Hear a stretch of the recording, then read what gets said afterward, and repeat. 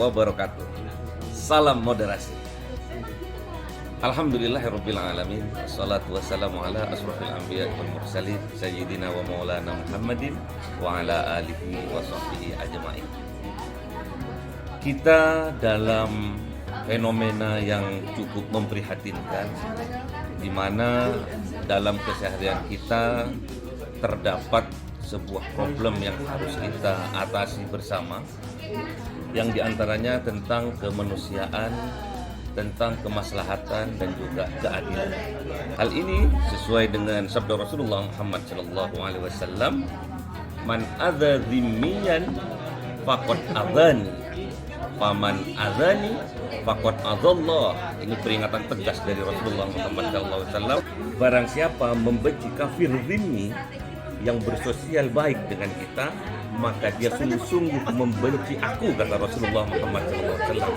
Dan barang siapa membenci Rasulullah Muhammad SAW, berarti dia juga membenci Allah Subhanahu wa Ta'ala. Hal inilah sebuah kemalapetakaan buat kita apabila kita tetap berada dalam ujaran kebencian terhadap sesama, terhadap antar beragama.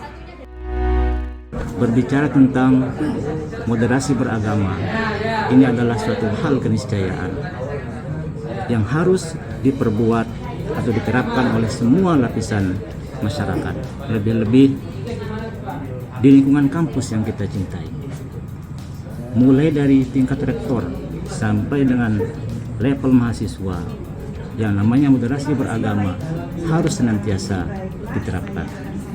Allah Subhanahu wa Ta'ala telah berfirman dalam surat Al-An'am ayat 48, A'udzu billahi minasyaitonir rajim, wa ma nursilul mursalina illa mubasysyirin wa mundzirin, faman amana wa aslaha fala khaufun 'alaihim wa la hum yahzanun. Ayat ini berbicara tentang moderasi dalam konteks kemaslahatan umat. Jika kemaslahatan umat diterapkan di kampus, maka kampus akan tercipta sebagai suatu ibarat surga dalam dunia.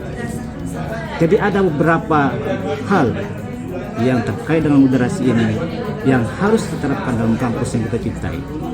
Pertama, pemenuhan kebutuhan yang beragam. Selaku dosen, mahasiswa, atau kampus sendiri, kita butuh dengan beragam kebutuhan untuk kemajuan kampus tercinta. Segala bentuk perbedaan pandangan, latar belakang, identitas jangan sampai kita munculkan. Dalam hal ini, semua kebutuhan yang sifatnya untuk kemajuan kampus harus kita dahulukan. Ini yang pertama. Yang kedua, pertukaran ide dan pengetahuan. Dosen-dosen kita, mahasiswa memiliki ide yang cemerlang. Pengetahuan akan keberagaman keilmuan itu harus tertampung dan harus menjadi suatu kekuatan untuk membangun kampus tercinta. Yang ketiga, pencegahan konflik dan ketegangan. Konflik antar dosen, konflik antar mahasiswa, konflik antar dosen dan mahasiswa, konflik antar pimpinan dan bawahan, itu harus seminim mungkin harus kita cegah. Yang keempat, pengembangan kemampuan yang sifatnya kritis. Penerapan model seperti ini akan mendorong mahasiswa untuk mengembangkan kemampuan yang kritis dalam diri mereka. Mereka akan cepat menganalisa informasi, mengevaluasi argumen, dan menyusun pendapat mereka sendiri. Sehingga nanti akan tercipta lulusan yang lebih terampil dan bisa memecahkan masalah, terutama masalah dalam kehidupan mereka sendiri. Selanjutnya yang kelima, peningkatan reputasi dan daya saing. Perguruan tinggi kita perlu memiliki reputasi yang baik di dalam masyarakat, dan juga kampus kita perlu memiliki daya saing yang harus melebihi daripada kampus-kampus yang lain. Karena dengan adanya dua faktor ini, maka kampus kita akan menjadi kampus yang diperhitungkan oleh orang banyak. Yang selanjutnya adalah kolaborasi antar disiplin ilmu.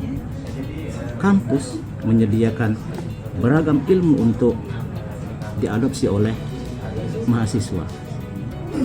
Makanya supaya kampus kita bisa berinovasi, maka dia harus siap untuk berkolaborasi dengan kampus-kampus yang lain, supaya pertukaran antara disiplin keilmuan yang ada di kampus yang satu dengan yang lain bisa terpenuhi dengan secara sempurna.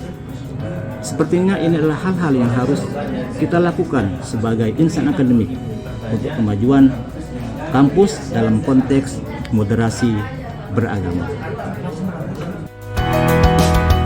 Kaitannya dengan moderasi, maka kita sebagai manusia harus memiliki sifat berbuat baik dan berlaku adil kepada semua manusia, terkhusus juga kepada non-muslim, karena Allah Subhanahu wa Ta'ala sangat menganjurkan kita untuk bersikap baik kepada siapa saja. Sesuai dengan ayat dalam Al-Quran, Allah Subhanahu wa Ta'ala berfirman, Bismillahirrahmanirrahim. La yanhaakumullahu 'anil ladzina lam yuqatilu fid-din wa lam yukhrijukum min diyarikum an tabarruhum wa tuqsitu ilaihim innallaha yuhibbul muqsitin. Allah tidak melarang kamu berbuat baik dan berlaku adil terhadap orang-orang yang tidak memerangi kamu karena agama dan mengusir kamu dari negerimu. Innallaha la yuhibbul muqsitin.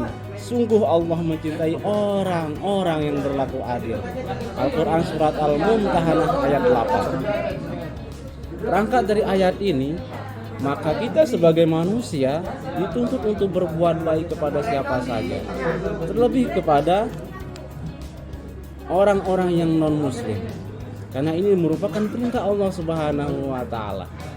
Kepada orang yang di luar muslim itu dituntut oleh Allah Subhanahu wa Ta'ala untuk tetap berbuat baik dan berlaku adil.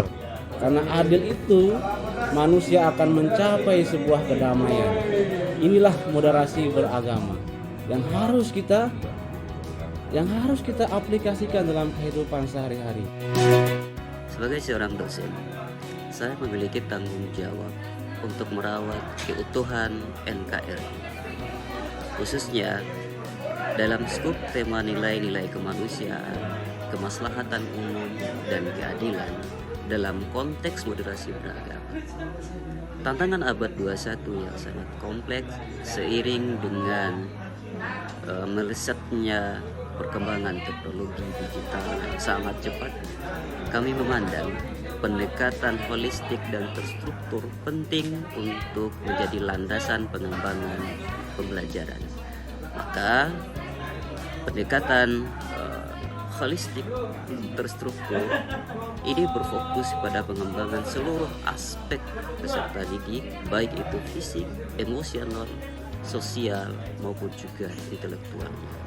Oleh karena itu, strategi pembelajaran abad 21 seperti project based learning, problem based learning, inquiry, cooperative learning, collaborative learning, integrative learning itu menjadi pilihan yang tepat untuk mengajarkan nilai-nilai kemanusiaan,